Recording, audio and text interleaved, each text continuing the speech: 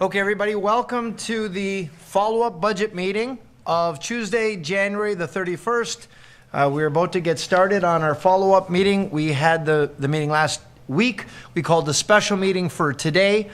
We gave staff a bunch of homework, so they've come back with a revised budget.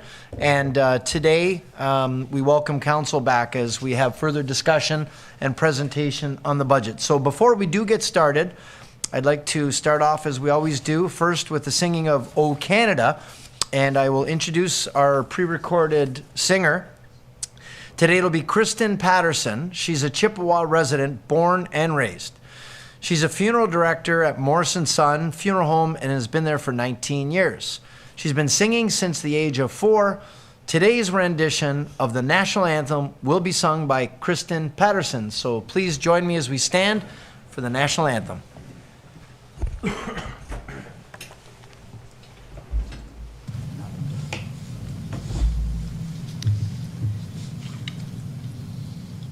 Oh, Canada, our home and native land, true patriot love in all of us command. With glowing hearts we see thee rise, the true north strong and free. From far and wide, O Canada, we stand on guard for thee. God, keep our land glorious and free. O Canada, we stand on guard for thee. O Canada, we stand on guard for thee. All right. Well done. Thank you very much, Kristen. Great job that she did at our Remembrance Day ceremony, and I'm glad they were able to record that. Next up, I would draw your attention to our screens for our land acknowledgement and traditional indigenous meeting opening. And I'd like to invite Chief R. Stacey Laforme, Chief of the Mississaugas of the Credit, to share his testimony as we acknowledge and thank the indigenous peoples who were stewards of this land for a millennia before us. Ani, Jima, Chief R. Stacey Laforme, Mississaugas of the Credit. I'd like to acknowledge the Creator, the world around us, and our place within it. I acknowledge the many nations that walked this land in the past, the many nations that walk it today, and welcome you to the treaty lands of the Mississaugas of Anishinaabe. The treaties with the Mississaugas are the Niagara Treaty of 1781 and the Between the Lakes Treaty of 1792. I would also like to acknowledge the Treaty of 1764 that recognized the Royal Proclamation of 1763, which set a new relationship between the Indigenous people and the Crown. Kimawich Bumpy. Thank you, Chief Laforme. So now we are at the adoption of the minutes portion of the meeting. Your microphone, please, Mike. I'm sorry. We're now at the adoption of the minutes portion of the meeting. Looking for a motion to approve the minutes of the January 24th meeting. Moved by Councillor Pietrangelo, seconded by Councillor Patel. All those in favor? Okay, and that's approved. Thank you. Next up, disclosures of a pecuniary interest. Do we have any disclosures of council? Councillor Pietrangelo. Yeah, thanks, Your Worship. Under the operating budget, which is F 2023-10, there's a reference to the capital project at the corner of Montrose and Biggar, which I previously declared a conflict on, as my family owns lands that will be affected. Okay, noted, and Councillor Pietrangelo will hand that in to the clerk, our acting clerk tonight, Margaret. So thank you for being here to oversee the meeting. Keep us out of the muck. All right, if there are no further disclosures, I would now switch seats and pass the chair over to Councillor Pietrangelo, who is the chair of our Finance Budget Committee.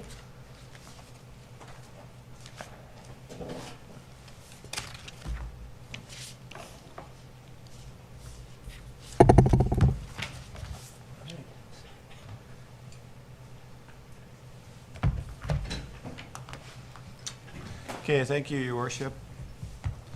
We'll start off with the parking budget. Now, I know that staff did give a presentation last week, and the motions that were made to approve the parking budget, but we approved it in principle because we had a couple councilors that couldn't actually be here last week. So with that said, we were not planning on having another presentation of the parking budget. We'll just simply deal with the motion that's there, although right now it's in principle, so if anyone is willing to move the motion, we can move the motion now. I have a motion to approve by Councillor Thompson. Yes, I think we're taking advantage of the opportunities. Clifton Hill, Victoria, and regarding the casino in Falls View. And I think that this is going to be good for us, and I would be happy to move the motion. Okay, I have a motion to approve and a second by Councillor Coco. Thank you, Mr. Chair. I will second it. I had a question from a resident, and I just want to clarify. The question was, why doesn't the city plow its own parking lots for the parking? And I think the answer is we do plow our own. It's just rental that's in the budget line to show how much work and money is going towards that. Is that correct? Yeah, and through the chair, we do plow all of our parking lots that are used. Some are not used in winter, so that might be one that is under consideration, but correct to any other line items would just show those rental items in the operating budget as they would be appropriate to show in budget. Thank you. Through the chair. Yes, I just wanted to confirm that. People think that we're spending money on a third party to plow it. Thank you, Mr. Chair. You're welcome. Do I have any other questions or comments? There is a motion to approve the parking budget on the floor. Seeing none, I'll call the vote. All those in favor? And that's carried unanimously. Okay, moving on, under the 2023 operating budget, I know that we have a second presentation here. Ms. Clark, I wasn't too sure. Were you planning on giving council a second presentation, or are you just here for questions? Whatever the will of council is. It doesn't matter. I mean, it's always nice because we do have a couple councilors that weren't here last week. If you want to give a short presentation, and then we can get into, you know, the different recommendations that were made at last council meeting in principle.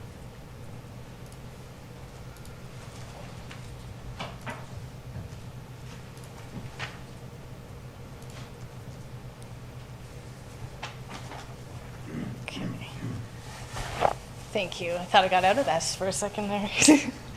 Okay, I did take our CAO's lengthy presentation and just slimmed it down to maybe 12 slides or so. I don't want to rehash everything, but certainly if there are any questions about anything, we can go through them.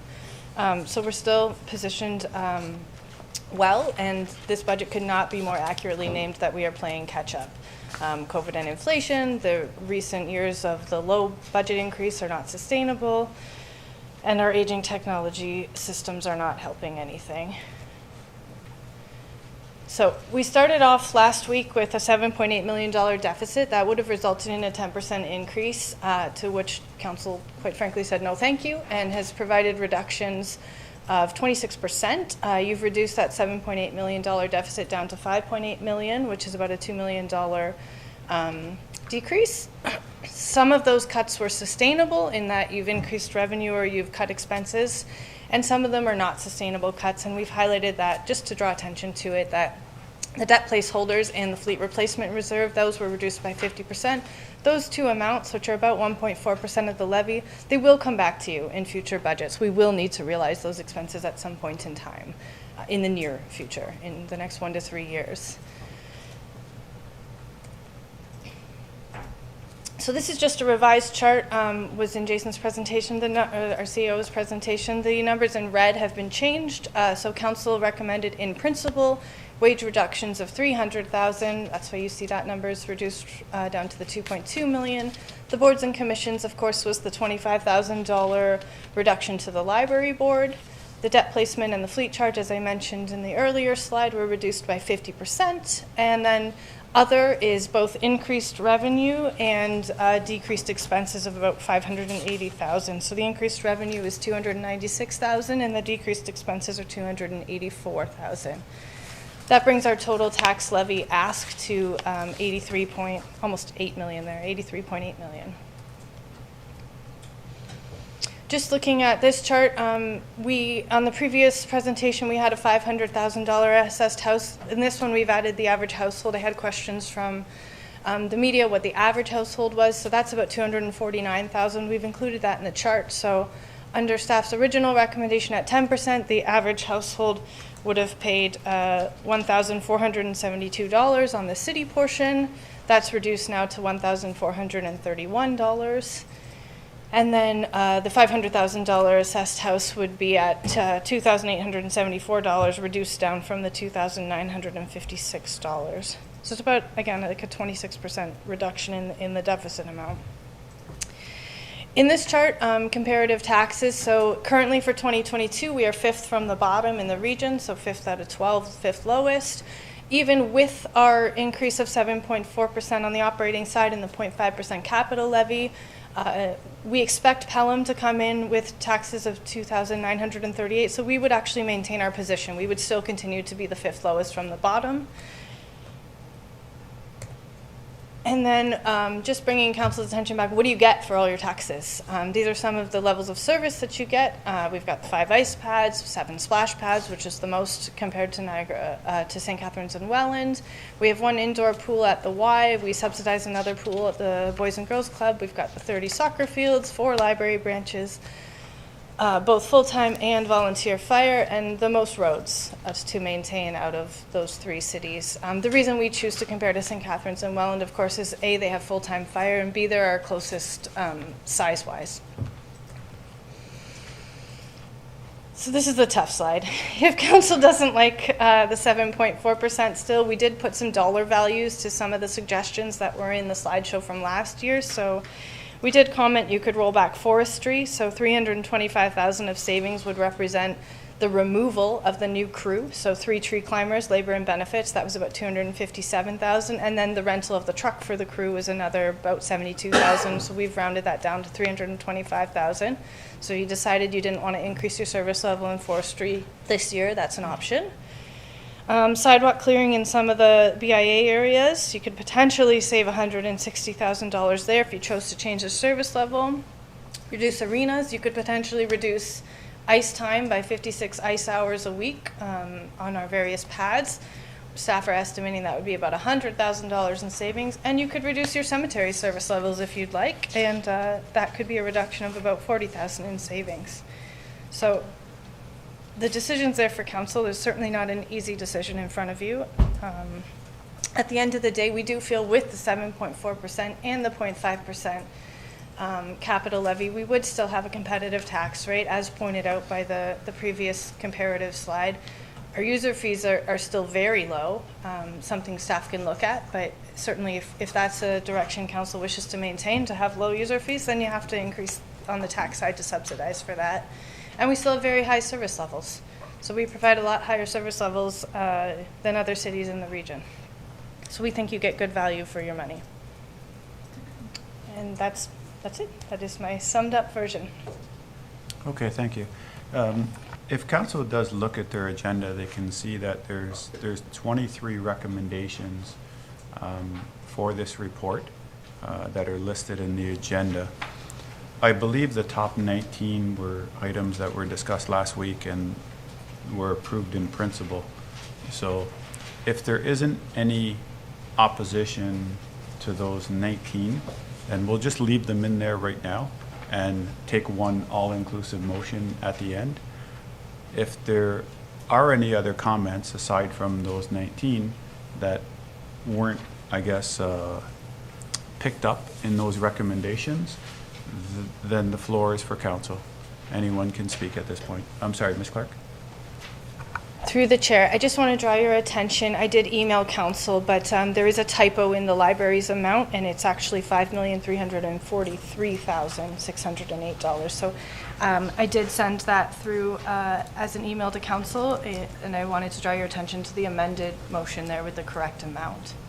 Okay, just to make sure it's on the record. okay, thanks. Councillor Lococo. Thank you, Mr. Chair. Regarding the 19 that are listed, there's a few comments that I'd like to make on some of them, and I'm opposed to some of them. Recommendation number 1, reducing the library by $25,000. I'm opposed to this reduction. There's the construction of the Stamford branch coming up. The library contributes and partners with the city to provide some social services that are very needed.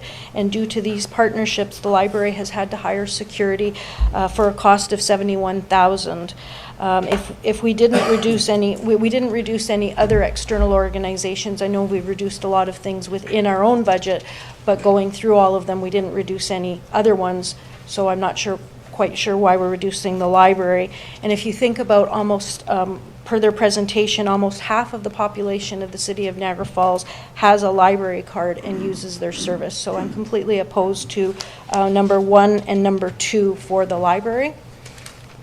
And then on number 6, about the pools, I was also wondering if we can add a report on the cost of a new pool, what other municipalities, outdoor pool, what other municipalities the costs are, because if we take out Mitchelson, we have Lions going. At some point, the end of the life of Lions is going to come up. What would the cost of an outdoor pool? I did speak with Ms. Moldenhauer, and she said she could put that information together probably for the fall, but at least it will give us some ideas, because if we do remove that pool, there's nothing for the whole north end of the city. And I guess the idea that I'm being told is we want to focus on the indoor pool in the south, but then what happens to our north end? So I'd like that to be added. Number 20 is the number of the tax increase, so I'm just going to oppose that because that's in total. Number 22, I'm not sure about this because we've talked about the half percentage for the asset management levy, and now this is saying an addition again. So I'm confused, and we talked about it many times at the last one. I think it's the 7.4 plus the 5, and this is saying to increase it again. Are you talking about number 22? Yes, number 22, but 21 has the reduction of Correct. the 1% down to 50. So what is number 22 then? I can have Ms. Clark explain that. Through the chair, the assistant clerk and I had struggled with this one. That was my attempt at trying to firm up the actual approval of the amount that's left. So 21 is saying you're reducing it down to the 50%, and 22 is just me saying you approve it at the 50%. Okay, so it's Perhaps not redundant. additional. Okay, that's fine. We I just, struggled with this one. it didn't make sense to me. Thank you. And then the last one I have in there is the 23 with the whole amount that I'm opposed to those. Okay, And then I have comments later on other things. okay. So we'll note you as opposed to cuts and also opposed to the tax increase. Okay. Any other comments? Councillor Newestag. Through you, Chair.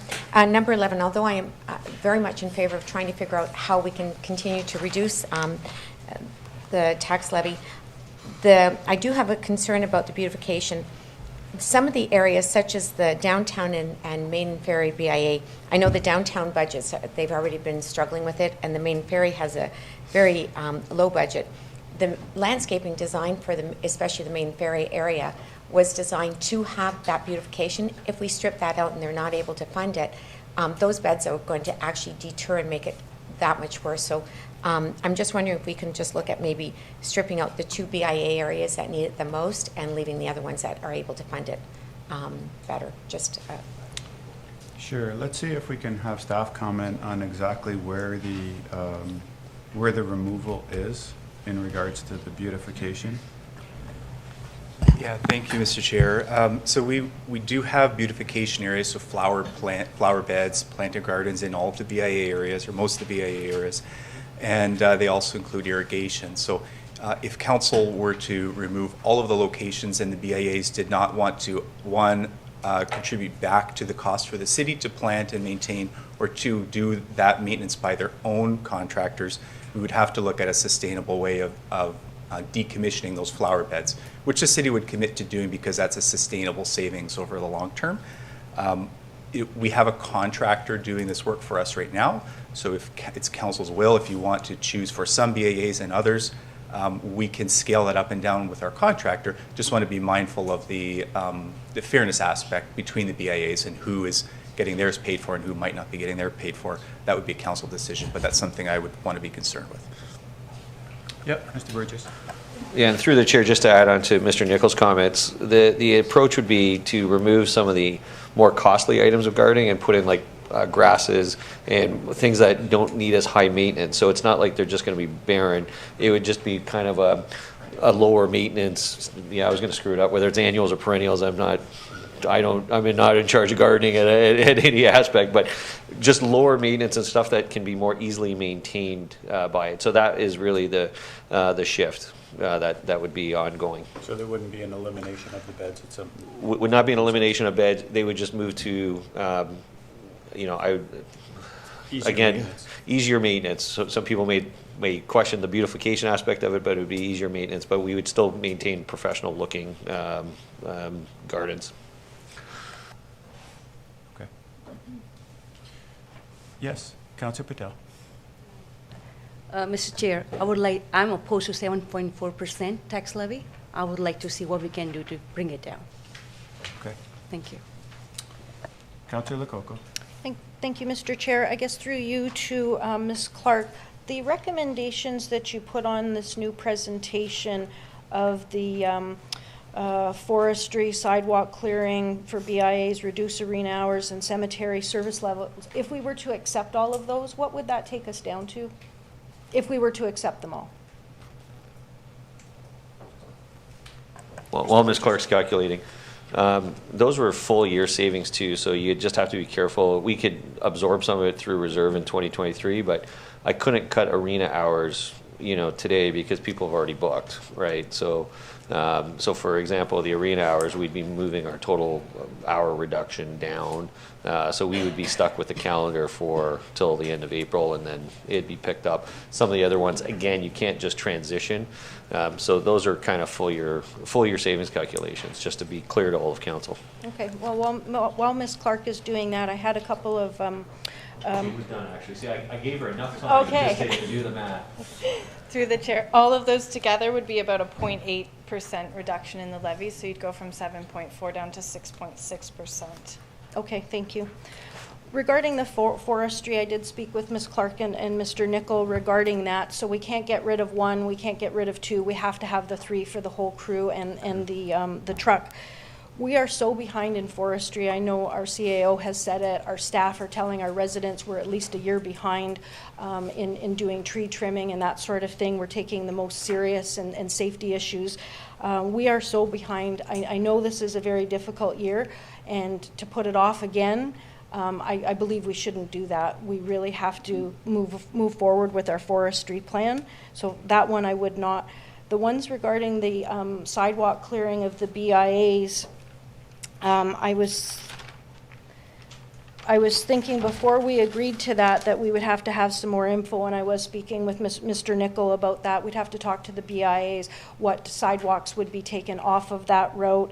Are they on bus stops? Is there liability for us? So I think we need a lot more of information, so I would not approve that one. As Mr. CAO said about the reducing of the arena hours, if you look at the survey, arenas came very low in 435 people that answered the survey. Do we cut arenas? Maybe that's someplace. And then the cemetery of the 40,000, that was another possibility. Last year, there were three concerns that I had: was our casino revenue, depleting reserves, and the $9 million tax appeal. And I forgot to bring it up at the last meeting. I know that there's a letter on the agenda from Mr. Burrell. Mr. CAO, I was wondering if you could talk to us about where that $9 million is, because it did come up as a concern last year. Where are we now? Is it a concern? Has anything changed? Through the chair to the councillor and to council, there was a couple of different appeals. So the one appeal that was the class action appeal of all hotels, that has been essentially removed by the province. There are still outstanding appeals from individual properties, though, and those are still working through their process at this point in time.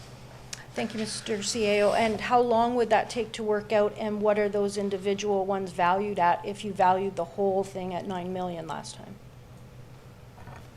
Through the chair, any of the COVID-related appeals, many of those have been withdrawn. So now we're just dealing with the regular appeals, and I don't have a dollar value for those off the top of my head. I'd Okay. have to get that information. Okay, thank you. I need clarification on the transit one. Transit has been amalgamated to the region, so the transit levy is out of our budget and at the region. So when the region comes out, they're going to have a levy for the transit. It's not in ours. Ours was 7.4 as of when we started this meeting, not including transit. And the figure that's floating out there is $8 million for the transit. So the region is going to be putting a levy for $8 million on top of theirs. Is that correct? Through the chair to the council, that's the amount of levy that we provided to council. As we noted, there's a 500,000-ish difference because we had some costs to incur. The region, in their budget material though, the special levy that has not yet been accepted by council was around 14 million. There's 14 million is being levied for the transit services to Niagara Falls. Okay, that's what I thought. Okay, thank you. So I talked about that. We've talked about the parking budget just a few minutes ago, and I just had an email from Mr. Nickel to clarify. Mr. Nickel, would you like to clarify that for me, please? Thank you. Through the chair, I felt bad about misunderstanding your question and providing a misleading answer. So the question was about parking lot maintenance, and we do have line items because the snow clearing of parking lots is maintained by a contractor. So you see those line items for every parking lot. Thanks, Councillor. Thank you, Mr. Nickel. Okay, we don't have the equipment. Thank you. And sorry, I just brought that up. A resident just sent it to me. I just wanted to bring up a suggestion for revenue. I don't know if we've looked at boat launch revenue for parking. Is that something, Mr. CAO, you can talk about? Yeah, actually, our parking team is looking at charging different amounts for the parking lot, so that if the fee for a car plus a trailer would be different than a fee for a car. So we are looking at that at this point in time. Okay, great. Okay, and just one final comment. It's really hard to save when we're so far behind. A lot of people are really struggling even after the pandemic. We thought the pandemic, once that was over, and I don't believe it's over, but once we got away from it, that people would start to spring back. And now people are really starting to feel it. They've used their savings, they used their credit card. They're looking to us to not have a huge increase. Transit has been uploaded to the region, and as Mr. CAO just said, it was 8 million when it was with us. Now it's 14 million, so residents will have that higher percentage. We've just received 4.4 of OLG funds, and our residents keep saying, you receive all of this OLG money, where is it going? Why is it not affecting our taxes? So I try to go through and explain where all of the OLG money goes. We're very fortunate that we have it. The COLA, cost of living adjustments at 6.3 right now. I feel that the provincial government has dropped the ball on healthcare and housing, and we are now responsible for a lot of things that we weren't before. I brought up about the $9 million in tax appeals, so I will not support the 7.4. I would really like to get it down to around 5, and I know you probably, I just saw poor Ms. Clark's eyes bulge. I know, I don't know what else to do, but I can't support 7.4. Do you have any suggestions for how to get it down? Some of those ones that were on the suggested consideration ones, if you talk to the BIA and figure out how all of that's going to go, there's 160 there. If we reduce the hours, there's 100. Reduce the cemetery, those are 4. I won't support the forestry, but that was only 0.8 for all of it. I don't know how to get down 5. This is not my expertise, and I'm relying on the staff to help us, to point us in other directions. One of the things I was thinking of was when we did send it back that we would have more options. It's nice to have these options, but are there any other places that we can cut? Premier Ford says we need to cut the waste. I don't know what the waste is. And a resident just sent me a message and said, could we do something like we did in the Ray days and have all employees reduce an hour a week? And I thought, okay, well, what would that work out to? So I figured, I don't know, 600 employees at $20 an average, I don't know, that was $624,000 to reduce 1 hour a week. I don't know, I don't know what the answer is. Thank you through the chair to council. Listen, it's a tough budget. You know, there are, as I described in the previous presentation, there are just certain parts of the budget it's very difficult to cut. You know, fire is our biggest expenditure by department. I can't cut an hour, you know, I can't have people not work certain hours for fire. You know, at the end of the day, you know, I can sell off parks so that I don't have to mow them. I can close a hockey arena so I don't have to keep it cold and put staff onto it. Because, you know, those are the decisions that we're at this point in time, because we have certain minimum maintenance standards that we have to deal with, and we have certain standards that when we open something up, it incurs a cost. But, you know, every time a child steps foot onto a hockey arena, it costs the taxpayers a couple $100s. That's the reality. The hockey arena doesn't make any money. Every time a child walks into a library and borrows a book, it costs, you know, money. You know, we are trying to maximize our revenue in a number of areas. We did say that we would look to further maximize for our sports fields and, you know, baseball and soccer, and that's something we have to do. Again, it's not something I can bring in today. I can't tell the soccer folks who paid $10,000 last year in total fees that it's now $50,000. They can't adjust their business model that quickly. So, you know, the challenge staff have is we have some inefficiencies in our operations that I'll admit to, because there has been a lack of investment into this organization. We have too much manual processing here, you know, and I equate it to a restaurant. You know, if you had a restaurant and you never had a computerized cash register and you're just on the 3-part paper system, and you're, you know, taking your orders and putting the paper, yeah, I can get the food out the door, you know, but when you come at night to total it up, someone's there for several hours totaling it up. When I ask for a breakdown in food costs, and what's my hottest selling item, well, someone's going to spend there a week going through manual receipts. That's kind of the city of Niagara Falls right now. We are so manually based that I have to invest first into systems, which is why we've added some people to gain those efficiencies. So, you know, I can choose to not invest in to gain those efficiencies, which you won't see for a couple of years, but the problem's not going to go away. You know, I go from a 10-seat restaurant with manual checks to a 100-seat to a 200-seat, and the problem just gets worse. You know, the service levels, like I said, I'm happy, you know, we have a high service level city. I don't put that slide up there because I view it as that's a cost that taxpayers have. I think it's a pride point. I think the fact that we do have more splash pads, the fact that we do have more hockey arenas, the fact that we do have all that is a pride point. But if cost becomes the major concern, then staff have to adjust those service levels, and staff can't do that without permission from council, because those service levels have been established, and you know, staff are out of options at this point in time with regards to cuts, you know, that are potential, that are possible without a service level reduction, and that's why it's gone down to those items were there for service level reductions, and so that's where we're at. And to, you know, for those type of cuts to reduce, and that's why I go back to, even though it's not scientific, and I will say that all day long, the polling was very clear though with Niagara Falls. It was either you know, the two biggest groups in the polling was either, you know, maintain our service levels, they'll pay what they need to maintain our service levels, and then it was maintain our service, you know, increase our service levels and pay more. But, you know, and my sense with the public here, and when I talk to the special interest groups,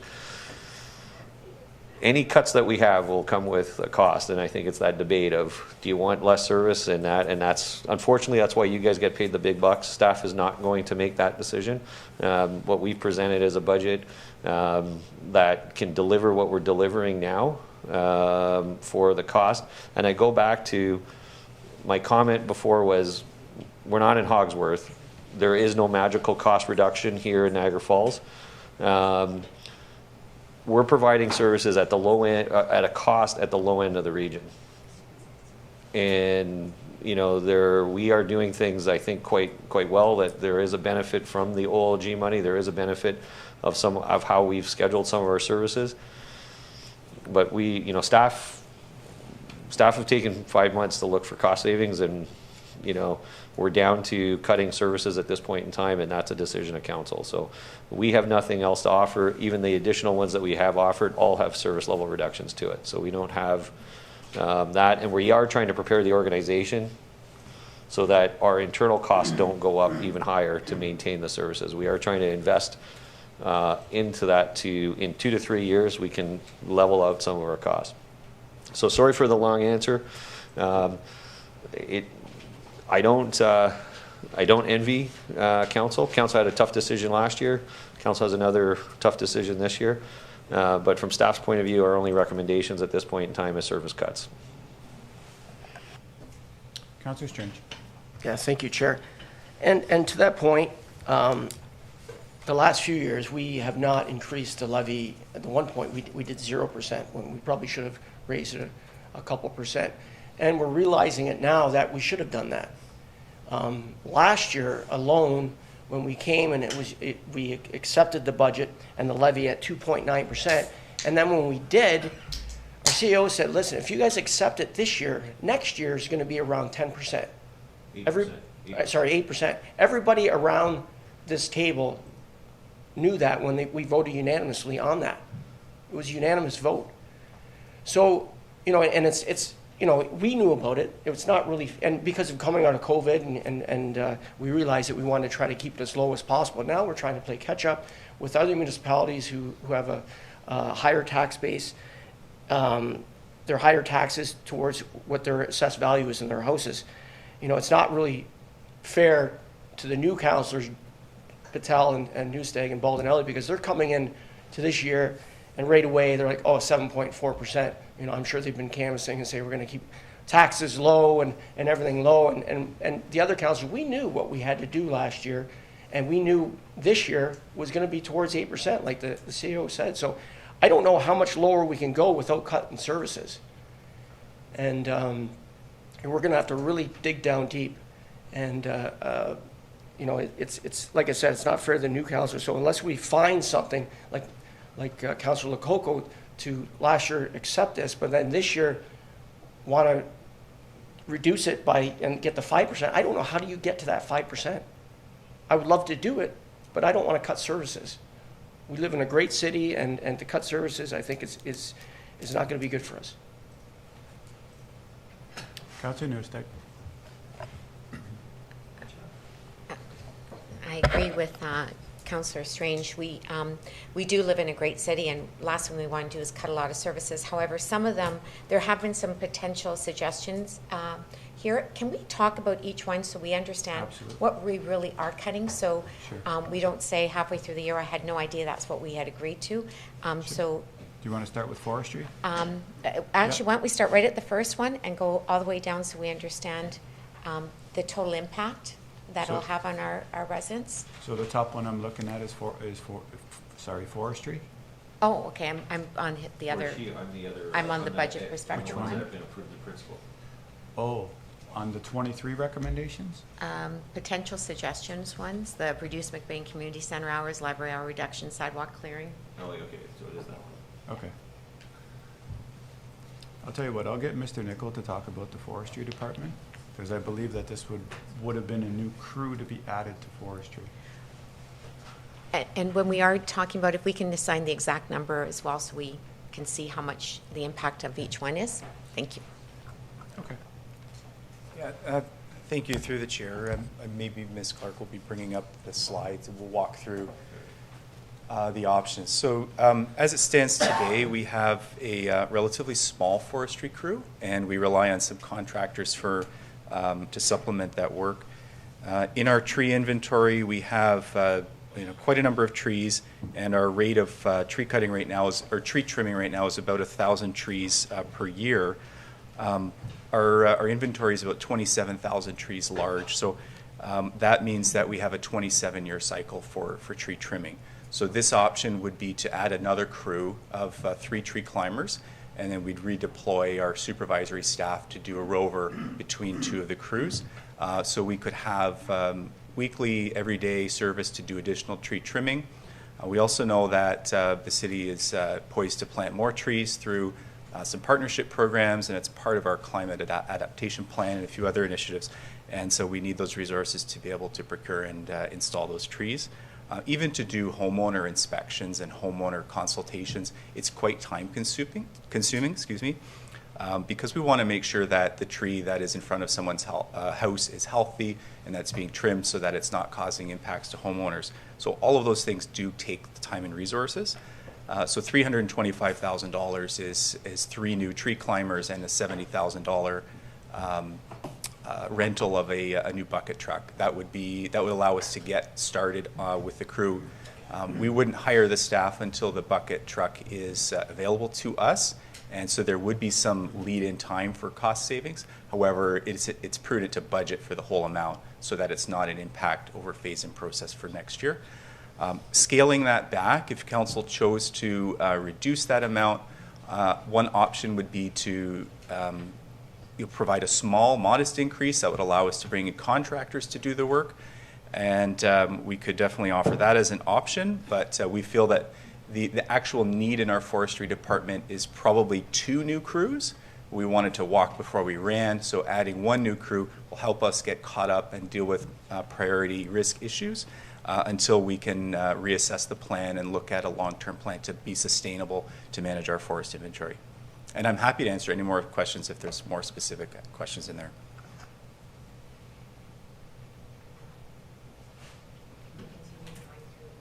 Yes, if you have any other questions about forestry, if not, I do have a couple other councillors that want to speak on forestry, I would imagine. Okay, I have Councillor Patel and Baldinelli. Through Chair to Mr. Nichols, you said the forestry department is year behind in our services. So what kind of services are we looking at that they are behind? Yeah, thank you. Through the chair, we do a number of things. Block trimming is the most time-consuming process for us. So block trimming would involve going into a neighborhood and setting out a whole block worth of work. It's efficient to do that because we can set up our traffic control, et cetera. So that's a main maintenance item. We do tree removals for trees that are unhealthy and that are a risk to falling onto public property, vehicles in the road. Our forestry department looks after juvenile trees. So in a subdivision, the contractor or the developer will assist with having the trees planted through their contractor. But after they're planted, they become ours to maintain. So we want to make sure that they're maintained in accordance with good forestry principles, which means taking the growth sticks out, making sure that they're watered. We also have a fairly large amount of woodlands, and we have a woodland management plan. We aren't presently doing any maintenance in the woodlands. We aren't doing any emerald ash borer clearing on our rural roads where we have large forested areas on the shoulders or outside the shoulders. Our emerald ash borer removals have been primarily focused in residential dense neighborhoods, so we need to do a little bit more to lessen that risk. And then the other item that we haven't been doing, we can continue to contract out, is our stumping.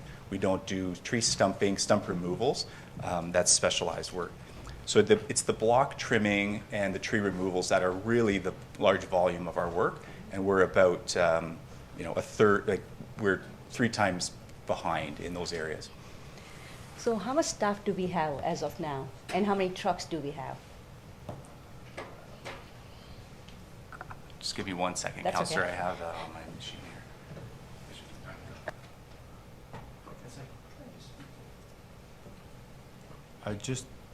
here. I have Councillor Baldinelli ahead of you,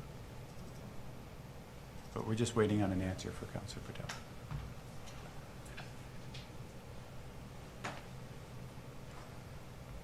So today we have a total of 4 full-time staff and 3 part-time seasonal staff, and 2 bucket trucks, 2 chippers, and 3 pickup trucks that we use. Thank you. I have Councillor Baldinelli. Through you, Chair. I just want to let everybody know that I really know that we're behind with tree services. It's very important. And through you, Eric, you probably could provide us with information on what's contracted pricing over the past few years and what could it actually be in the future. And liability, is there any type of liability if trees aren't trimmed, branches falling on housing, on people walking about? Would that be something that we should be looking at, that we need actually a new crew? Thank you. Through the chair, I had a tree removed at my house 2 weeks ago, and I can tell you it wasn't as cheap as I was hoping it would be. And a contractor certainly knows that there's a value in providing that service when we're seeing that our tree canopy is becoming impacted by pests and disease and changing climate. The need for our tree maintenance is growing. So the demand is growing, but the supply of contractors to do that work isn't quite meeting the demand. So the industry as a whole is becoming more expensive. From a risk perspective, absolutely, we see claims coming through our risk management insurance department quite regularly. Some have been pretty significant, where a tree might fall on a live lane of traffic. It can certainly be an issue where we'd be concerned because of accidents and things of that nature. It's I'd like to be sustainable so that our risk management is maintained and that our residents can be sure that there's a safe tree canopy above them. Okay, thank you. Councillor Strange. Thank you, Chair. And I think this is one area where I think we shouldn't be cutting because, we're already behind as it is, and we get emails constantly about getting their trees cut constantly. And we know when they do their routes and they're in a certain block, it takes them a couple weeks to do that block. Mm-hmm. So you do that, and they have to do it at certain times a year. Never mind removing diseased trees, planting new trees, and that's what we're about is trying to increase our canopy, and we're starting an urban forestry plan. So I don't think this is a service that we want to be cut. If anything, we should be adding people to this. So this is something I can't be supportive that we cut service in this. Okay, thanks. Councillor Lococo. Thank you, Mr. Chair. One thing I wanted to comment, I've had a lot of residents contact me because we're behind, and when a developer plants a tree in a new development, we're responsible to keep those trees alive. Because we are behind, some of the trees end up dying, and then we have to take them out and replace them. So because we don't have the maintenance to care for them when they're needed, they end up dying, and we end up replacing it with time and money. So I don't think this is a place that we can cut. Okay, thanks. If there aren't any other questions about forestry, I'll go on to sidewalk clearing in some of the BIA areas. And I guess, Mr. Nickel, you're up again. Yeah, thanks, Mr. Chair. I will, what I'd like to explain in the BIA areas is that the city's obligation, first of all, for sidewalk clearing is no different in the BIA areas as it is across the city. We have a minimum maintenance standard to maintain that the province legislates in terms of prevention of ice and clearance of snow when it exceeds 3 centimeters. The idea in the BIAs, however, is that there is an added value to the BIAs to have snow removed in front of their businesses. So there's incentive for BIA areas to clear that snow, and for us to remove the equipment and the manpower in that route would relate to an approximate $160,000 savings. Those savings may not be immediately realized because you're talking about removal of labor and removal of equipment. And there's fuel and salt savings that are relatively minor in that. It's the labor and equipment. What this might look like is a redeployment of that equipment elsewhere. We'd have to look at that through our winter maintenance plan. So instead of $160,000 worth of sidewalk clearing here, we could move that elsewhere. That's not going to give you the budget cuts you need. So this is something that we've approximated based on man hours, equipment, usage, fuel, and salt. We'd have to take it back in terms of an actual plan to cut labor, cut equipment. But we're putting this out there as a potential option, and we'd have to take it back to review how that would work. Councillor Newstick. So basically, you're saying we're not going to see that $160,000 cut. It's just going to be spent somewhere else. Yeah, through the chair. Through the chair, I'm sorry. Not if we redeploy, yeah. Okay. You wouldn't see that this calendar year, this winter season, or even into early next season. We'd have to make actual changes to the labor force and get rid of some equipment. Okay. But what about the liability? So if somebody doesn't, if the BIA doesn't clear the sidewalk, does the liability come back to the city? So we end up with another problem down the road in terms of a lawsuit? Okay. Yeah, through the chair, the city is responsible, whether it's we have an arrangement for someone else to do it or not. It's ultimately the city responsible. So that really doesn't seem like much of a cut. Through the chair. Through the chair. Those claims are not insignificant, and the concern where we have active BIA areas and we're encouraging people to walk to those shops and retail centers means we have a lot of people in those areas, and so the risk is still high. Thank you. Councillor Thompson. I think that is something I would support. I'm the chairman of the Fallsview and Businessy have for 2.5 years have had problems, and all of a sudden we're going to cut off the cleaning of the snow. I think that's ridiculous. Yeah, and I think council should remember as well, these are not staff suggestions. These are considerations because council has asked staff repeatedly, well, what are some other things that we can cut? So staff just put it out there that, you know, these are some things that you can consider. They're not actually staff's recommendations. So I'll go to the next one though, which is arena hours, and maybe, okay, I'll have Mr. Burgess introduce that. Yeah, thank you, Through. So how you get to the 56 hours is we have 4 pads at Gale. We reduce it by 2 hours per day for service, and that drops at 56 hours to it. And it would be we would move we'd have to move our union scheduling structure a little bit to accomplish that. And so you would lose some revenue on that front, but you would make it up for savings on that front. And you would end up with just less hours. And you would end up with, and we can't increase the hours in Chippewa. So you would just have less total hours, because the movement from the Gale Center over to Chippewa does not solve a financial issue. So, so there would be people who would normally get some ice time that they would no longer get ice time. But as I said, every time someone goes and uses the ice, it costs the city money. So that's the reality of it. So if we reduce it by 56 hours a week, that's how we come up to it. The $100,000 was an estimate on the salary cost and some utility cost for that. Anyone have any questions on the arena? Okay. If not, then perhaps we can get an introduction to the cemetery service levels. Sorry, I had talked to Mark on this one. So,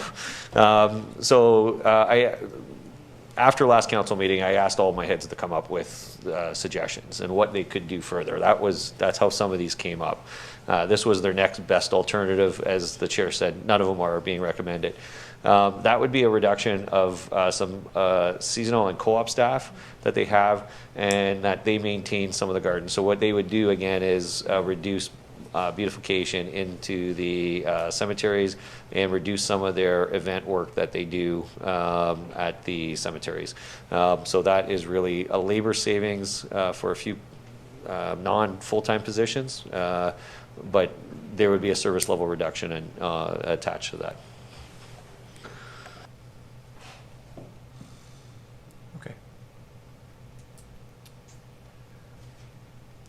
If we don't have any other questions, then we should probably go back to the original 23 recommendations that are part of the overall operating budget report.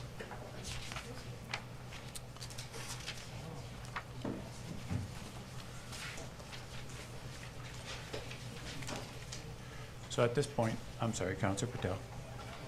Sorry about I just want to make a statement. To Mr. Chair, to my fellow councilors and Mr. Mayor, as we sit here and debate the operating budget, we need to keep in mind that Niagara and Chippewa residents are facing record high inflation, higher interest rate, higher carbon taxes, and higher food cost, higher everything. And not to mention that higher income taxes this year because of our EI and CPP contributions are going up this year. No one has received double-digit pay increase if they're lucky enough to have a job, and small businesses are still recovering from last 3 years. Our residents help us here to do right things and work on their behalf, and we all know that. As everything is going up for them, city costs are going up too. We need to balance any tax levy increase with ability to run the city and without cutting services. That's a tough assignment, and I urge everyone to work together and find areas where we can improve and make lives better for residents. So I urge all the councilors and Mr. Mayor, everybody to work together to come up with a solution without cutting the services, because we pride on the services. So let's all work together, see what we can come up with. Thank you. Thanks, Councillor Patel. Councillor Nostak. I'm just still looking at these other suggested considerations. I'm not sure if I'm seeing a different slide than the rest. There were different ones here. There was library hour reduction, the sidewalk clearing bylaw, reduced museum cultural services. That was the original presentation. Yeah. Oh. That was the original, that was the, do you have the original presentation? Through the chair, I believe she's looking at attachment 15 with the budget saving options. Is that, I can certainly attachment 15. bring that up if there's one in specific you want to go through, or? Yeah? Go to 15. You can bring it. Give me a second.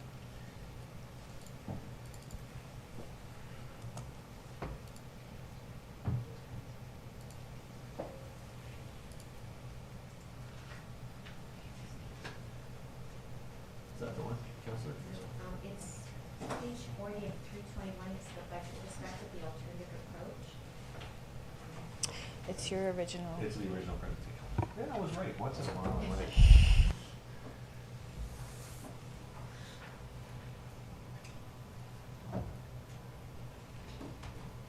If you give me a moment, I can certainly look for that slide if we want that on the screen.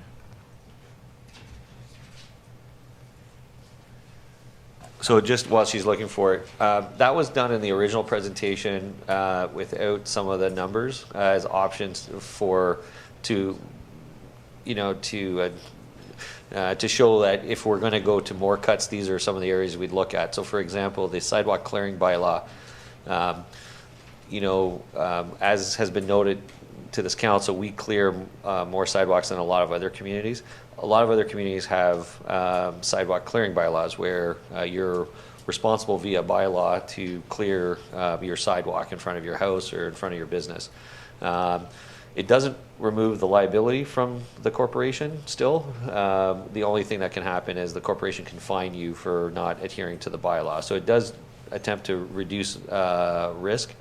The reason we couldn't move, the reason the suggestion came just to do it to the BIAs was we wouldn't necessarily need a bylaw for that. We could ask them to pick up a service and do it that way. We might have to do bylaw, but we were focusing on one area where, as Mr. Nichols said, they had greater motivations to clear their sidewalks for their own business. So that's why some of those recommendations in the first presentation got kind of fine-tuned a bit for the second presentation.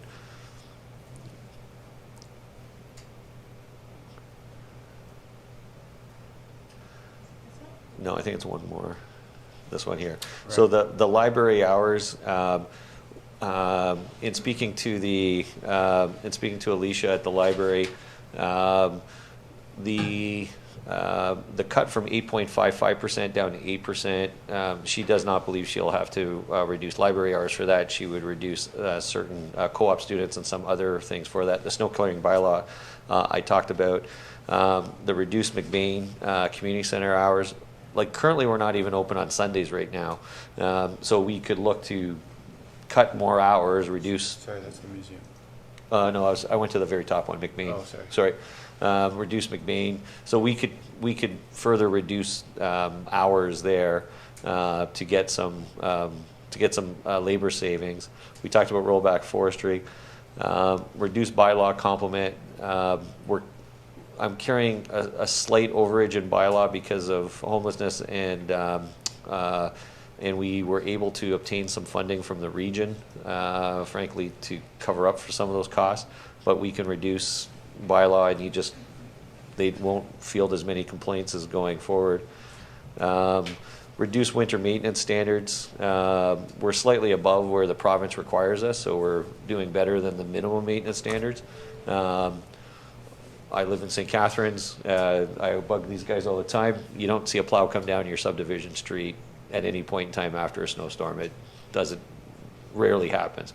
But we do a good job. We're above our minimum maintenance standards there. But it's hard to have savings there because it's hard for us we're fairly efficient because we have a certain size crew to be able to clear our mains in an effective manner. And therefore, because we have that crew, we just redeploy into the subdivision. So even that would be trouble to get real hard dollar savings out from there. We talked about the trail reduction. Again, it would be hard to generate savings because you need so many people anyways to maintain certain levels of standards. But we could look at, but we're talking like you're down in the tens of thousands of dollars. It won't even be a rounding error on the rate. Reduced fields and maintenance. You're getting into that point where you say, do we need 30 soccer fields? Do we need as many baseball diamonds as we have? No different than cutting hours on hockey. We can just say, you know what? We don't offer as many baseball fields. Figure out how to play baseball at different times or in different communities. That's where it is, and it would have some savings to us. We talked about the reduced arena hours, and we talked about the reduced service levels at cemeteries. So this was originally put up there without any numbers, without a lot of detail. After a council meeting, we went back and we put some numbers to the suggestions that we think we could pull off partially this year and into next year. So that's from the first week's presentation to this week's presentation came. Hopefully that bridges the gap for everyone.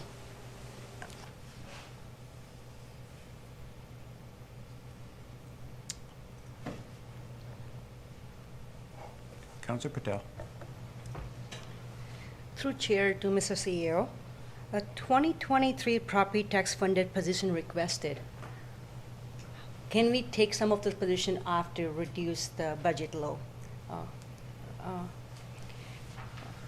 Through Chair, Ms. Ruslo, you got the slide? Yeah, I talked to you today about the slide in the email? Yep. Is that attachment 14? Yes, attachment 14, yes. Thank you.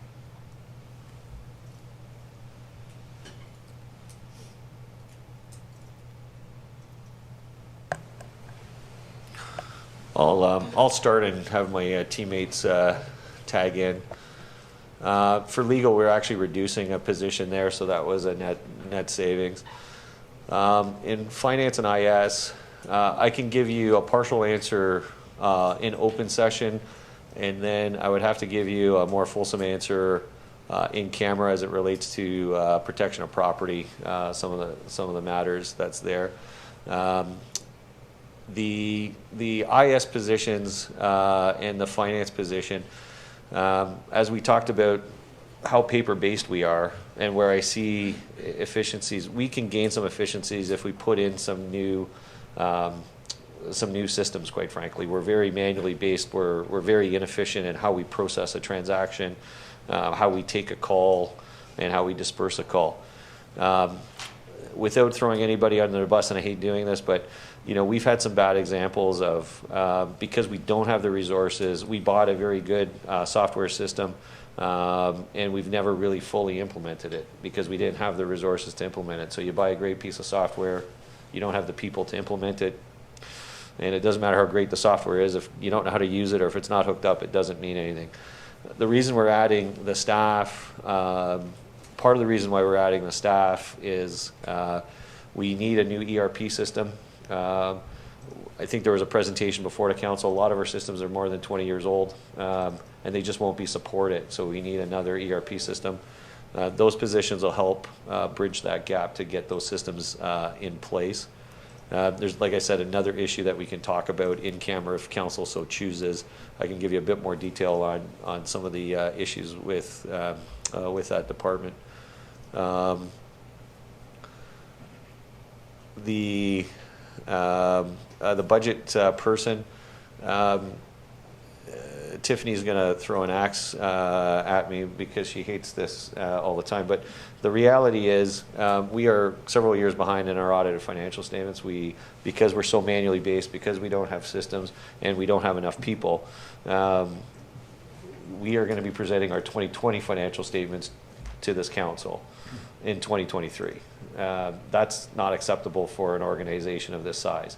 And what's worse is, we don't have those people to do the right analysis, or we're doing the analysis a year behind. And there's, having great information 2 years too late doesn't mean anything. Quite frankly, you've lost the advantage of that. So that's a position we need to strengthen our finance department just so we can A, get caught up, hence the name of the budget name, but B, so that we can actually start delivering more useful analysis to find those savings, to benchmark, to benchmark and plan. We're not only behind on our financial statements. I would much, my preference is to deliver a budget with a forecast for 3-4 years out. That's a best practice.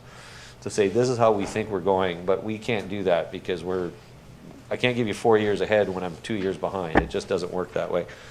Planning and building, I think we've talked about that pretty extensively. Whatever we give up there, we're just going to hand back in fees anyways.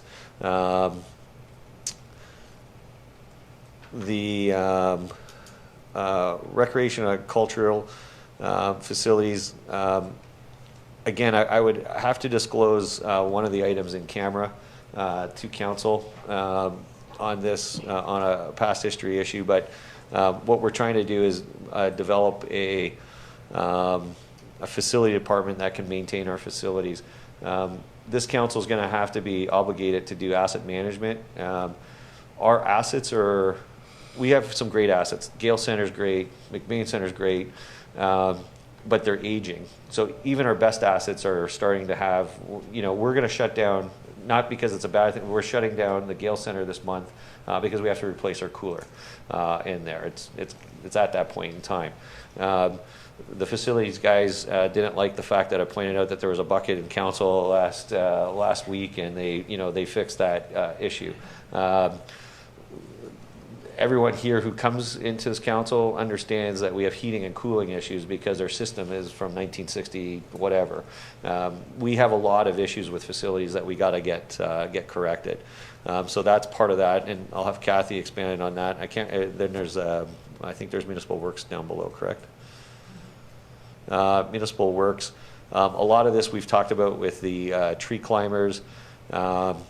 Again, I would have to go in camera on part of this, but we have a span of control that is quite large in municipal works and operations, and we need to make some improvements in there. And again, because of asset management, we need to up that. The other thing as a CAO, when I came in, I benchmark our organization against other organizations. So I look at our, I look at our full-time complement, I look at our part-time complement, and our seasonal complement. And I'll compare that to other organizations. It's hard to do a direct comparison, but we have significantly less staff than a city of St. Catharines. We'll have more than Welland, but you also have to look at our service levels. I run an arena with 4 ice pads all summer long. You can't go skate in the summertime in Welland. So my staff complement has to be different because I provide that level of service. And when I look at our total staff levels, we compare quite favorably, and that flows through 60% of your budget or thereabouts is salaries and wages, quite frankly. so when I look at our competitive position, and I look at how much headcount I have and what that translates into dollars, it does show up, quite frankly, in that overall ranking of where we are for our tax dollars on a house. Like, we are number 8 of 12. So, you know, we can make labor reductions, but we're at the point in time now that, you know, those labor reductions is probably going to bite you down the road somewhere else. The other challenge we have is, just so that you understand, we've added this.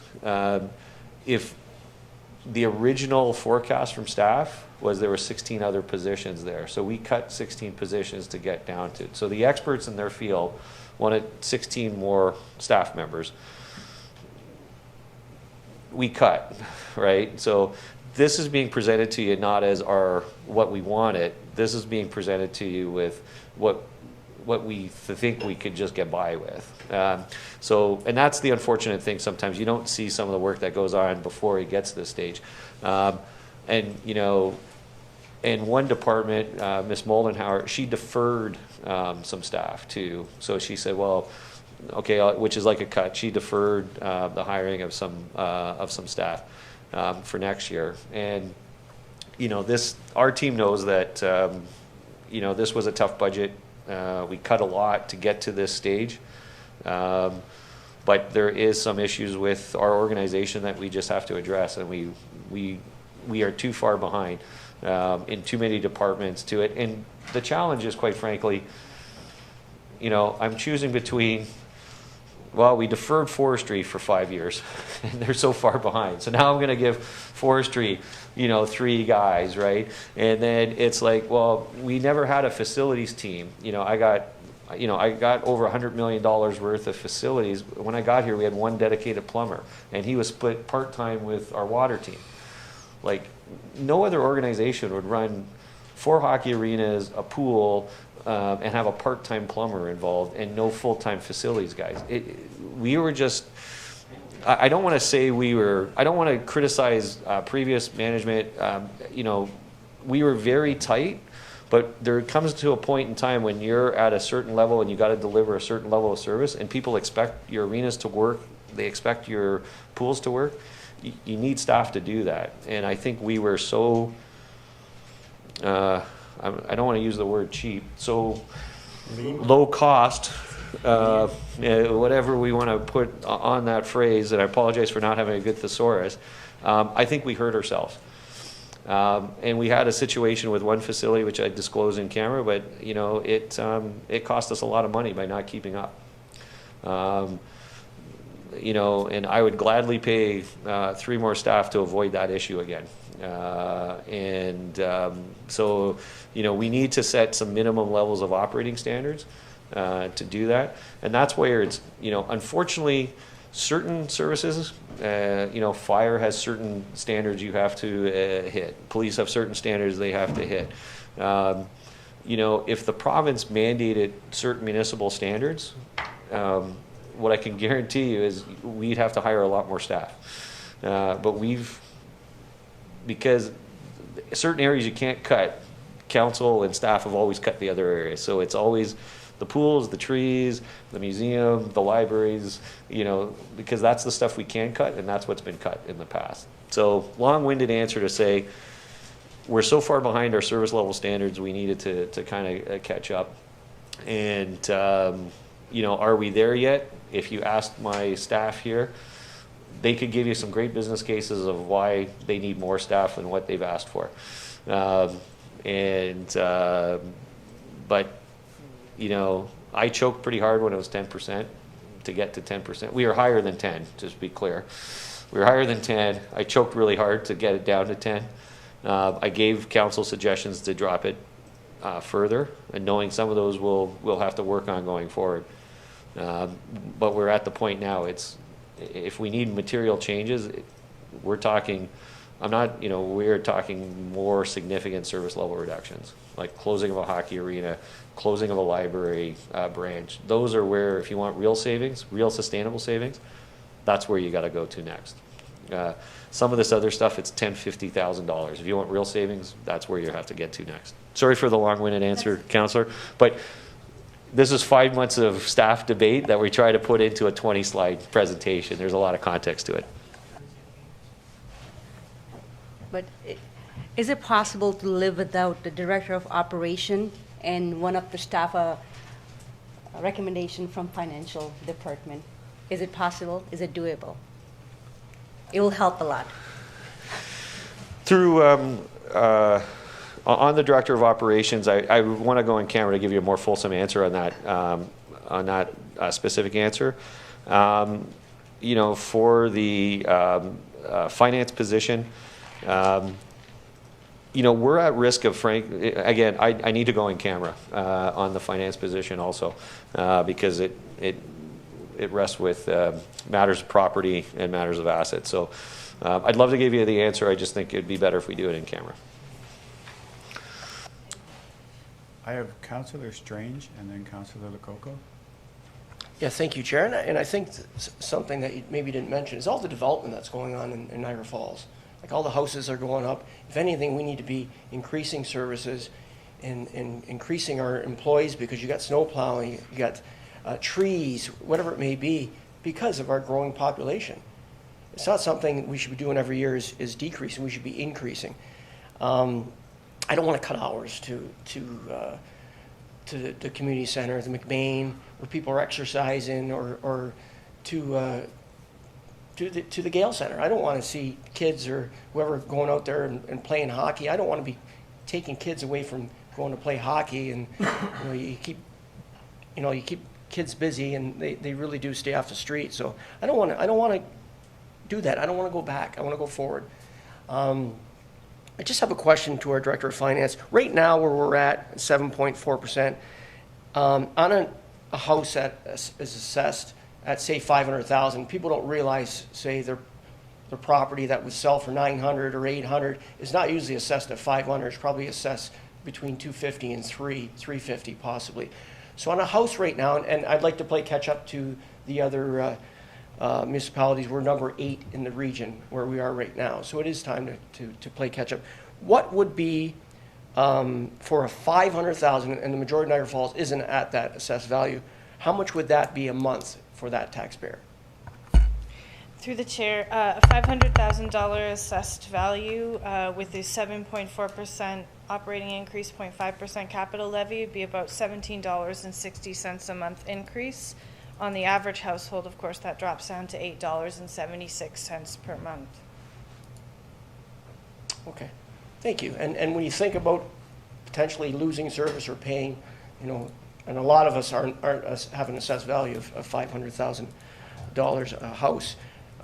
So every councillor has to pay taxes here too. So we're putting our money in as well. But it's something we don't want to lose our services for. So for an average person or above average person to pay an extra $17 a month, I don't think that's such a hardship. I know we're getting through the pandemic, and that's why it went as low as we did last year at 2.9, and then a couple years before we went at 0 and 0.97. But we are at a point right now, if we don't increase it, next year we're going to be up at 10 or 12.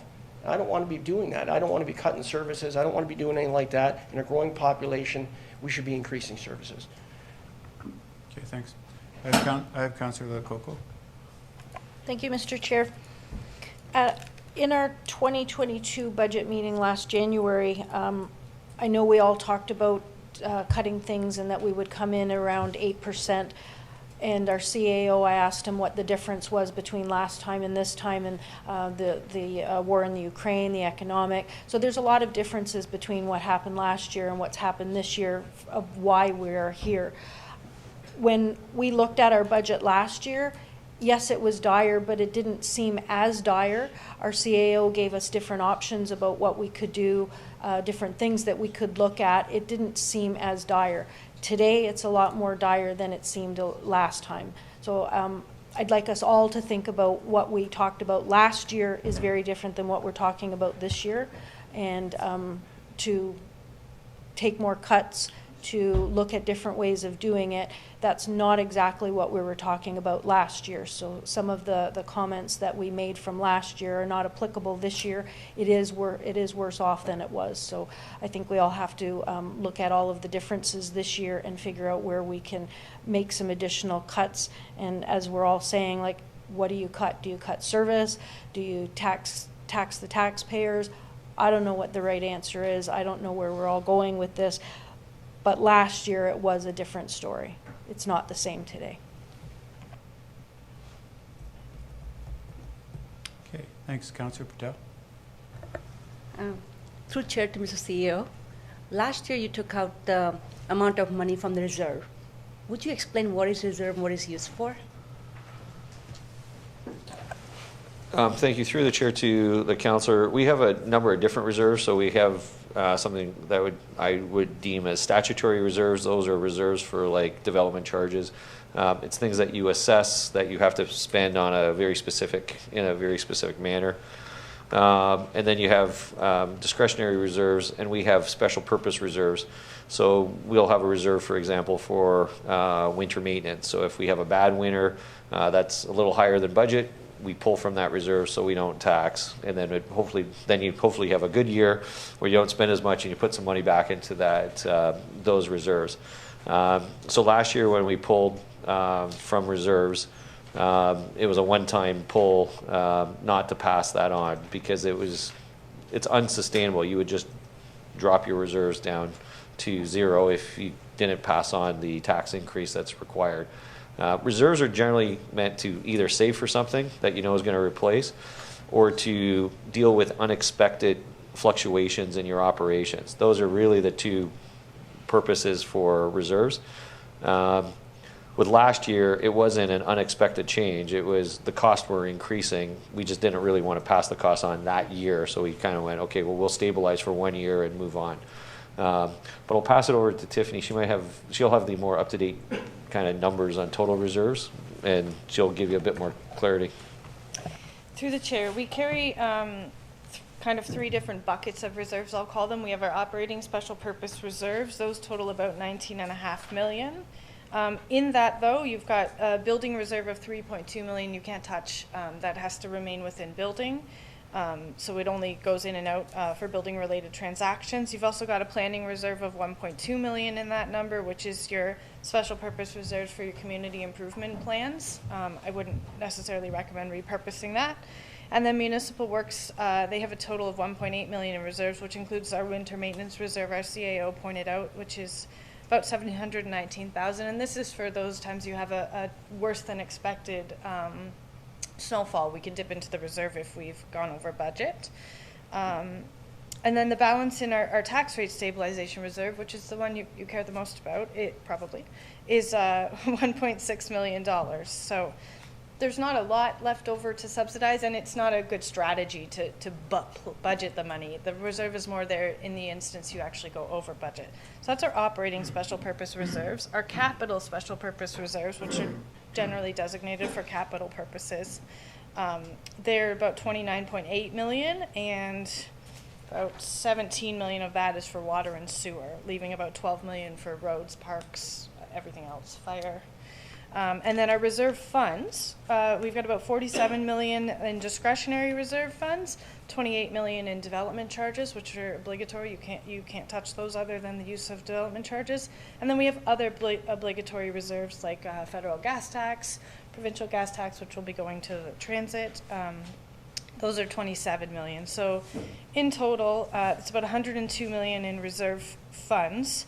Grand total, reserves and reserve funds, about $152 million. But as I pointed out, there's a lot of them you can't really touch. They're designated for specific purposes. So of those reserves, the amounts that are available are much less. The $1.6 million in the tax rate stabilization, quite frankly, and winter maintenance, we've got HR stabilization, about $1.6 million as well.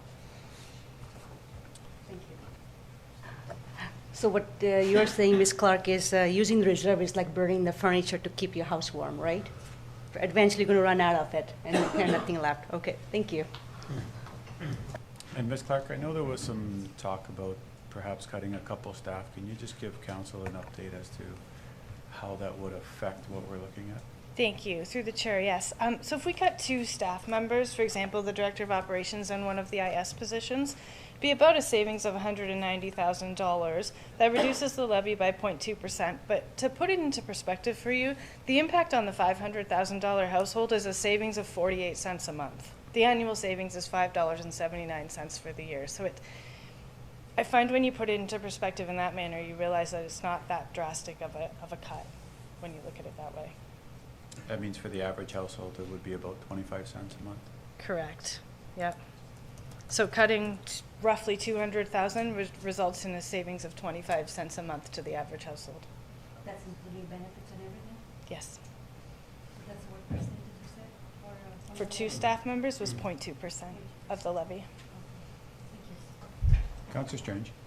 Yeah, thank you, Mr. Chair. And to that point, when we talk about cuts and all this other stuff, we're talking about a tax levy or something, reduction. We talk about cuts to our services. Now, we're talking about people's livelihoods and people's jobs that work here in the city of Niagara Falls.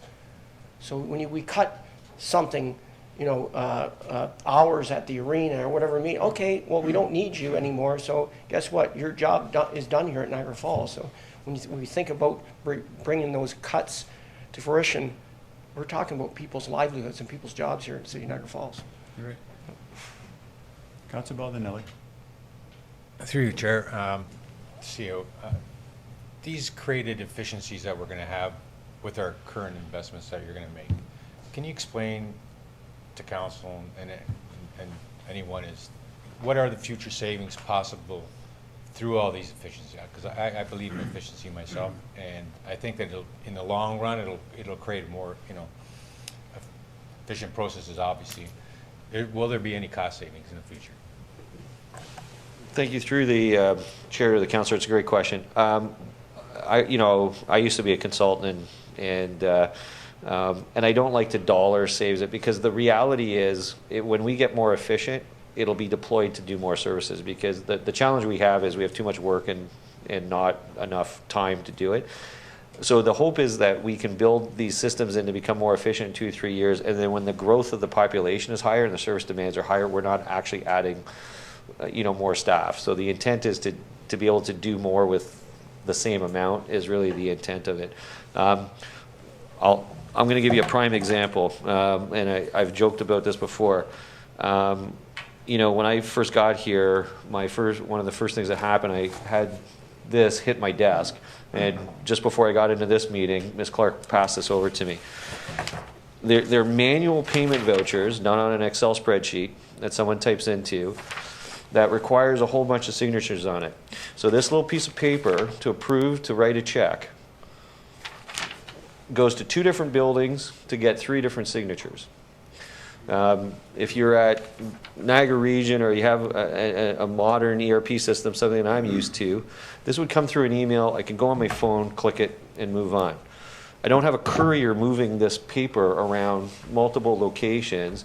I don't have someone manually typing this into this particular Excel form, then to be entered into a computer system to go get a check to be printed out. It is, I made the joke to the mayor, and he goes, how am I supposed to know this stuff? And it's not his responsibility to know. But I said, at 1986 called, they'd like your accounting system back.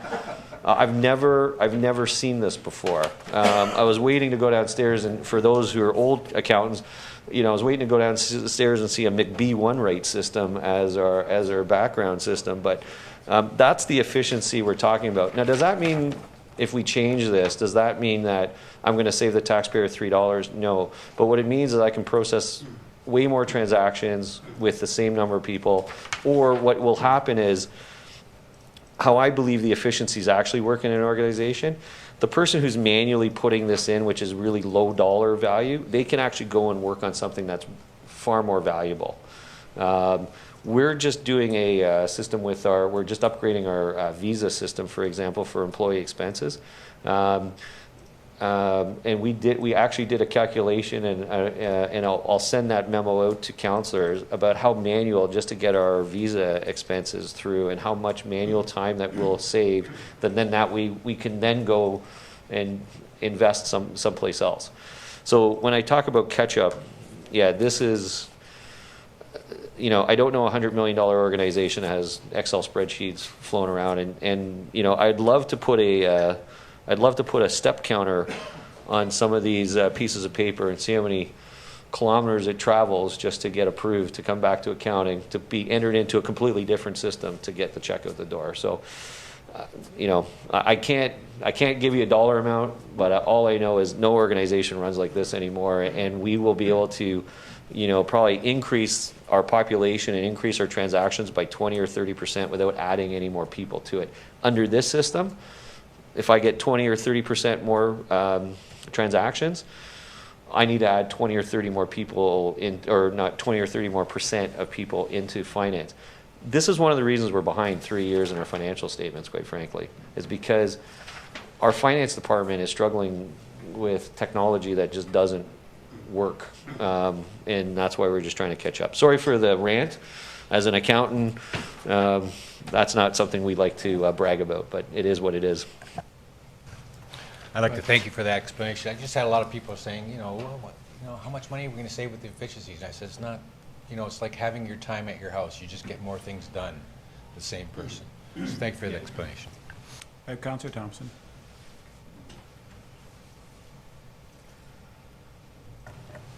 Well, for the years I've been in, I was always trying to get the lowest increase every year.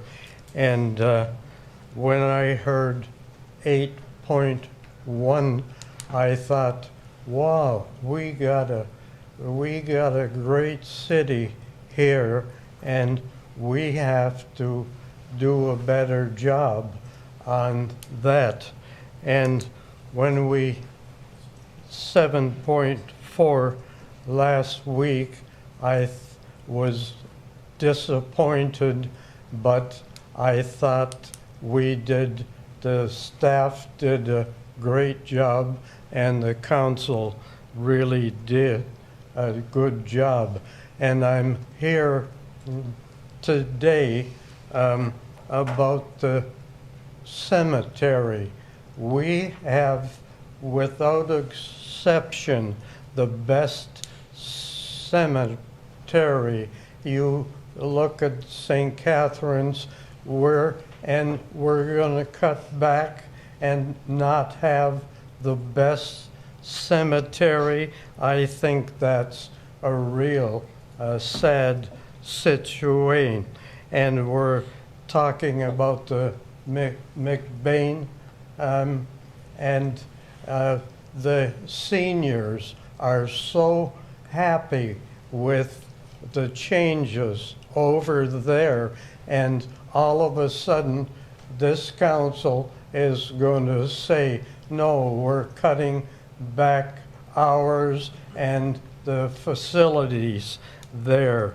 And we're going to go to the Gale Center, and we're cut down the opportunities for kids to play hockey and to do things. What do we want them on the streets and whatever? That's really a sad situation. And I get all complaints about the planning. You need more people in to get the facilities and the decisions for development and for things happening. And the building department, we really need more people to make sure the permits get out to the inspections. And I think we're hearing so much negativity. And if you look at the roads, the pot roads, we're gonna have a real problem with that. And you see on the agenda, the tourism people are saying how they have 2.5 years and all business and opportunities for jobs. And I think negative about this is not good. I think we're taking a great municipality and dropping it down. And I think this is not happy for me.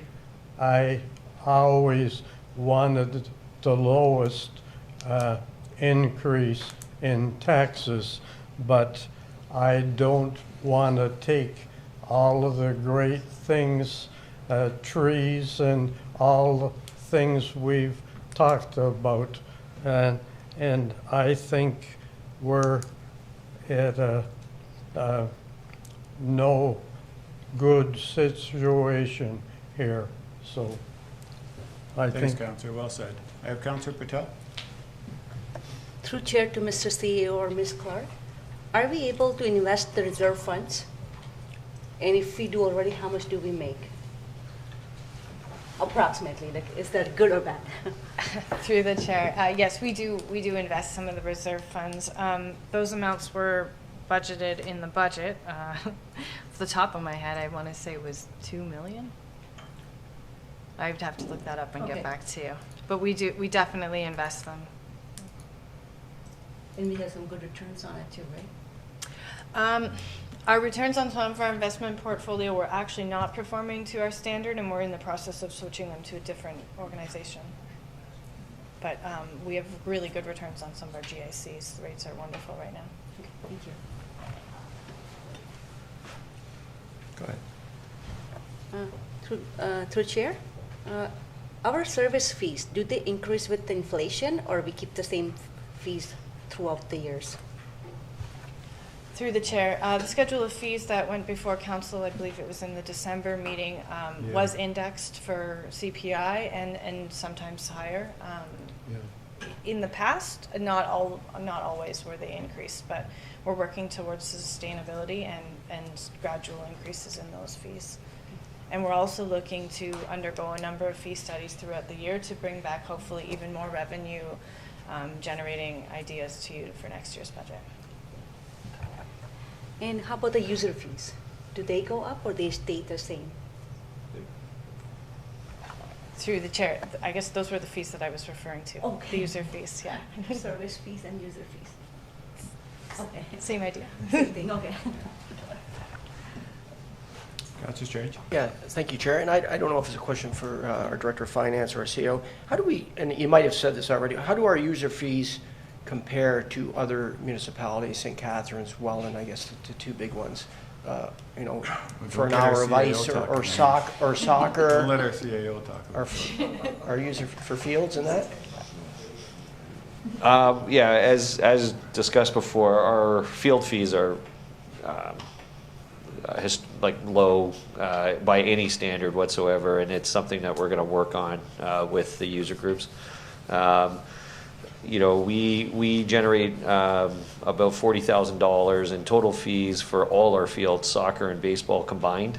And as I noted to council, the Kiwanis turf field in St. Catharines by itself generates more revenue than that. It generates about $55,000 in revenue.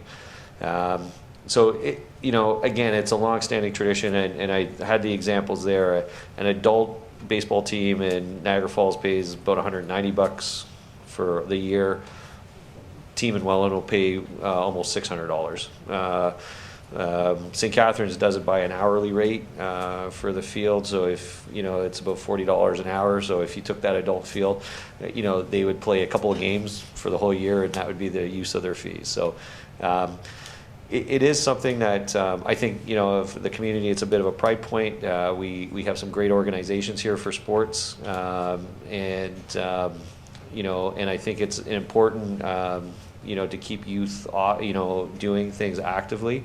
But I know there's one staff member here who child plays travel soccer, and they're paying over $3,000 in soccer fees to the club, but the city who's providing the field is not getting anything for that. Like we're getting almost nothing in revenue.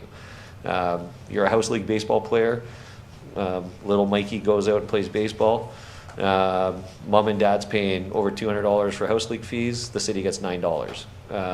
So, the cap and the T-shirt is worth far more than what we're getting for the provision of the field and maintaining it. So it's something we're going to work on. That's not going to turn out overnight. We're going to have to, I can't go and jack up their fees 300% to say match well-ins. It's just not going to happen.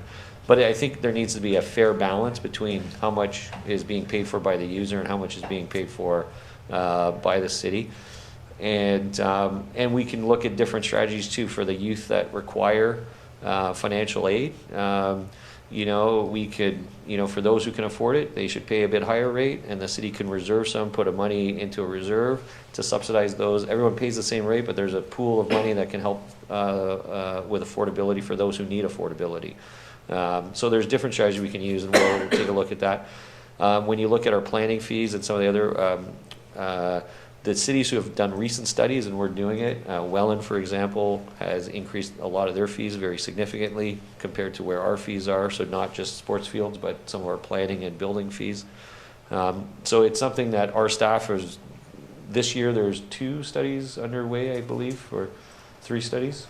Through the chair, I believe planning, recreation, and building, if I'm not mistaken. Yeah. So there'll be 3 studies. It'll come back to council on where to, reset those fees, and that will help us for the 2024 budget. Thank you. All done, Councillor Mikey? Councillor Little Mikey, you're right. I just off the head, my first one off the bat, too. So You did it. brings back to some memories. I thought he was saying that he's seen a Little Mikey, but yeah. Not sure. Councillor Patel. Through chair to Ms. Clark. The 2 positions we just talked about, the cutting 0.2%, and instead of 3 tree climbers, what happens if we hire only 2 tree climbers? Just when you have time, can you just let me know? Through the chair, Thank I'm you. actually going to defer to Mr. Nickel. I can run the dollars on Yes. that, but he can tell you why that's not a great idea. Thank you. Through the chair, it's really a 3-man operation, 1 person up top, 1 person down, and 2 people down below to feed and to run the chipper. So a 2-people operation really won't be able to assemble a full crew. Okay. So through the chair, if you were going to cut all 3 plus the truck, the $325,000, that would reduce the levy by 0.41%. The impact on the average household would be a reduction of 43 cents a month. I also, while I have the floor, looked up the investments. We budget $1.8 million for investments. Only $1 million of that stays in the levy budget. The remainder go out to the reserve funds. Councillor Lococo. Thank you, Mr. Chair. As we were talking about fees, I remember the fee schedule coming, and we looked at all the fees, and I know a lot of us don't want to increase the fees because we want people to participate in our community. I don't remember the fees being attributed to a percentage of the levy. Is that something when all of these reports come back to say if we increase it from here to here, this is how much the levy, how much revenue we will get and how much it will change the levy? Because we're looking at fee structure, but not really looking at the end result, what it will do to the end taxpayer, that we have that income coming in, and how much does it decrease the levy? If we can have that, that would be helpful. Thank you. Councillor Strange. Yeah, thank you, Chair. And you know what, I just want to, I think this is the best budget discussion we've had in years here, and I don't know if it's because of the new councillors or not, but we brought up some good points, and we've shaved a little bit off from the last session and that, and in detail, like our Director of Finance and our new CAO has done an amazing job of going, section by section, whether it's the Gale Center, the library, what we have to do, what our cuts need to be done, and we've shaved as much as we can off of it without cutting services which we need. I'm ready to move on. I don't know what you want as far as, like, I'll approve the recommendation. I don't know if we want to do all 23 or 24, or do you want to I would separate them take in one blocks? motion, I would take one motion for all 23. Okay, I'll make the staff recommendation. Okay, I have a motion to approve all 23 recommendations that are in our agenda. I have a seconder to that motion, a second by the mayor. I have questions or comments to the actual motion. Councillor Newstead. As a new councillor. Microphone, please, Council. Thank you. As a new councillor, through you, the chair, we got these numbers and it was quite like, oh my goodness, what does this mean to the taxpayer, and not really understanding the end result. You're thinking it's, you're hearing all the people having troubles with finances, and everything's gone up, and a pound of butter last night, $8. So we're all being affected by it. We're seeing it. So when you see a budget and you're thinking, oh my goodness, the average taxpayer we can't do this to them. We can't, but in your mind you're thinking it's adding hundreds and hundreds of dollars to their tax bill. So we start going through all of this, and I'm sharing this because as a new councillor, I'd like the residents to understand the process of what we've gone through. And you look and you start cutting, and we've spoken with staff, and you keep examining things, and we question very hard. And every time something came back to us, well, first of all, we know that taxes have to increase. We're seeing it all over. But when we're asking the questions, when we talk about forestry, we talk about street clearing, if we cut those things, we are affecting the safety of our residents. I don't think that's what we want to do. We talk about cutting services. Do we want to cut the services so people don't enjoy the quality of life? This is a great city that we live in. We have wonderful amenities. We want them to be safe. So you're still going back and forth through it. But when you look at the average, and Tiffany mentioning that, it's basically $8 a month. Correct me if I'm misquoting you, but when we're hearing it's $8 a month for the average home, to have all these services and to keep our residents safe and to be well poised for the future, I question, and I would like the residents at home to hear, is $8 a month too much to ask for the great city we live in, the services that we have to be well poised for the future? Quite honestly, I'm willing to pay $8 a month for all of that. So I just want people to understand how we're thinking, unless I'm not understanding as a new councillor, but from this whole exercise, that's what I'm understanding, and I'm very proud of Niagara Falls. And when I campaigned, I didn't campaign to keep taxes not low. In fact, one gentleman said to me, I'll only vote for you if you refuse to increase taxes. I said, well, I can't. I'm a business owner. I know things go up. I know I've got to invest or I won't have anything. So that is not practical. He told me he wouldn't vote for me. I said, I'm sorry. But I understand that, to move forward, we have to be responsible. We have to be responsible to our citizens. So if it does mean that we have to ask every resident for $8 a month to get and to be able to live in this wonderful city that we do, with fire and police, and, well, I know the police is regional, but I mean fire and a safe sidewalk to walk on, and beautiful, having beautification, that it's a city that we're proud to live in, that more people will want to come and invest and move to Niagara Falls, so we have more of a tax base. I'm going to support Councillor Strange's motion. Thank you. Thanks, Councillor Newstead. Good comments. Councillor Baldinelli, did you have your hand up? Sorry? No? Okay. I know I have Councillor Campbell and then Councillor Patel. Councillor Campbell, welcome. Thank you. This has been very interesting. I'd rather pay the $8 or $10 or $20 increase rather than paying $200 to get my car realigned with all the holes in the streets that need to be repaired. Thank you, Councillor Campbell. I have Councillor Patel. Through Chair to Mr. CEO. I heard that you were talking about last meeting about you coming up with was that the grant or something for $250? Is that going to be approved this year? Yep, thank you. Through the chair. Yeah, I think we will try to move that forward as quickly as possible. I think we'll meet again with the seniors committee, and I keep on piling on to the finance department's workload because that's really where most of that work would rest. That grant program normally is applied for in October or paid out in October. So we'd have between now and October to try to substitute a grant program for a deferral program It would have to come back to this council for approval, though, to do that. And we would get more details on that, and we would spend a bit more time with the seniors committee, because they actually had some really good points on that we had to take away for homework to figure out a bit. So, long answer to say, yeah, we'll try to get it. I just don't want to promise that it'll be in October, because we don't know all the technical issues to change it. But I think that's what we'll try to do. And is it possible to add a link to our website? Especially, I'm not sure what grants or rebates are available throughout the province and federally, but is it possible to have the link so people can know where they can apply and how to apply? Thank you. Councillor Lococo. Thank you, Mr. Chair. Through you to Ms. Clark, the $25,000 recommendation to cut from the library, what does that work out to?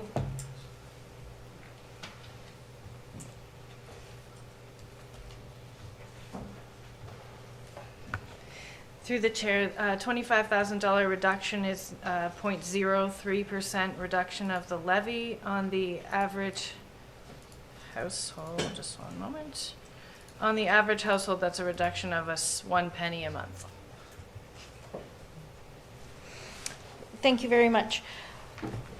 We are in between a rock and a hard place, and listening to everybody's comments tonight, there's really nothing much more that we can do.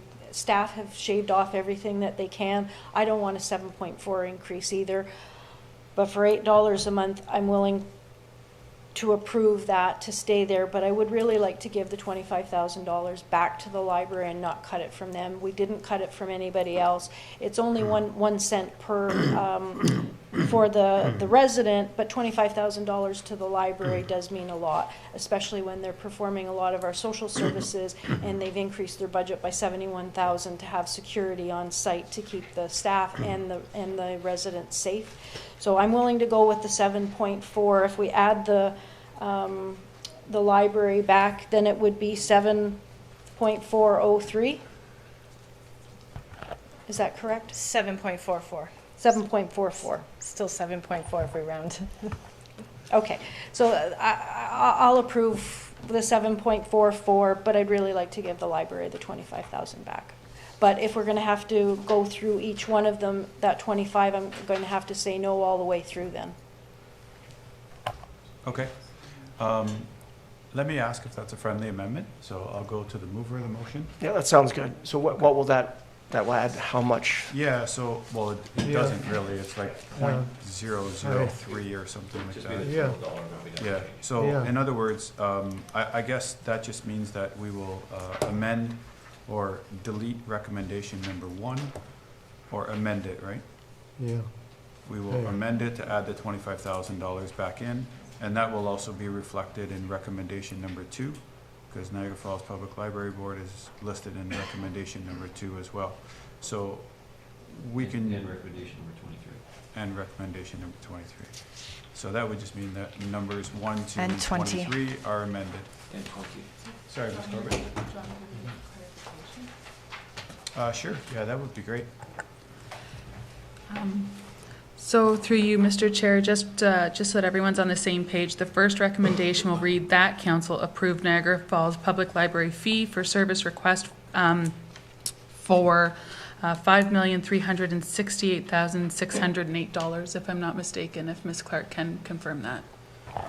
Through the chair, that's correct. I would simply ignore recommendation 1 or defeat it. Okay. Yeah. Are there any other, sorry, Councillor Thompson? I think this is insignificant. I think once the tourism gets going and the money comes from the casino, this is not going to be a problem. Right. Yeah, for sure. Are there any other questions or comments before I call the vote? Councillor Patel. Through Mr. Chair, to everyone in this chamber, as we finalize the 2023 budget, I would like to recommend that throughout this year, all staff and managers continuously look at ways we can be more efficient. It's not that we're not efficient. I'm sure we can do better. just to do better. I'm not suggesting cutting any wages or any job, but make improvements. You know how when everything, cost of living is going up, we're all improving the ways we are using stuff in our house. So we can do the same thing in a city hall and throughout the city. We all work together. And, you know, next year is going to be tougher than this year. The way everything's cost of living is going up. And I think next year is going to be much harder than this year. And we're going to be here next year again, discussing the same thing, trying to cut here and there. So if we start from now and keep the communication open between the council and staff, because if staff sees that some other city is using some other techniques that's saving them, so we should all keep our eyes and ears open and see which way we can keep our tax increase low next year. That should be the end goal for next year. Thank you. Thank you, Councillor. It's a good challenge. Any other questions or comments before I call the vote? Okay, seeing none. All those in favor? What's, Sorry? gonna He's like, what are we really voting for? That's what every he said. individual? He wants to know, is it all in one? Yeah. It is, the 23 recommendations that are in the agenda, Wayne. No, everybody. Oh, recorded vote? Oh, recorded vote? Yeah. Do we need one? It's recorded anyway. Huh? You want a recorded vote? Yeah. Okay. All right. I will let Ms. Corbett call a recorded vote.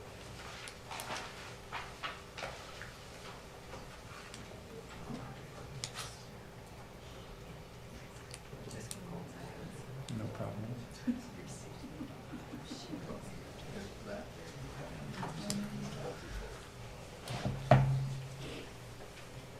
Are we cutting down on the heat today to save money on the budget? That's coming through the hole in the roof. It's warm over here. It's freezing over here. Okay, so a recorded vote was requested. I'm going to go in alphabetical order for members of council. Please say yay or nay when your name is called. Councillor Baldinelli? In favor. Councillor Campbell? In favor. Councillor Lococo? In favor. Councillor Newesteg? In favor. Councillor Patel? In favor. Councillor Pietrangelo? Yay. Councillor Strange? Yay. Councillor Thompson? Yes. No. Mayor Jim Diodati? Aye. And that is carried unanimously. Okay, thanks. Can I get a motion to receive the letters of correspondence? Wow, that's great, yeah. Can I get a motion to receive the letters of correspondence? Motion by the mayor, seconded by Councillor Strange. I'll call that vote. All those in favor? Thank you. That's unanimous. And the bylaws. The bylaws need to be given a first, second, and third reading by the mayor, seconded by Councillor Thompson. Do you need to read that out? Okay. Yeah. All those in favor? And that's unanimous again. And a motion for adjournment. No, Councillor I want to say Patel? something. No, I want to say something before we adjourn. Okay. I want to thank you, all the staff and all the council for working tirelessly for this budget. And that's it. I want to give them a big round of applause. I do, yeah. Okay, I have a motion by Councillor Patel, seconded by Councillor Newesteg for adjournment. All those in favor? Yeah. Opposed? And we're adjourned. Thank you very much.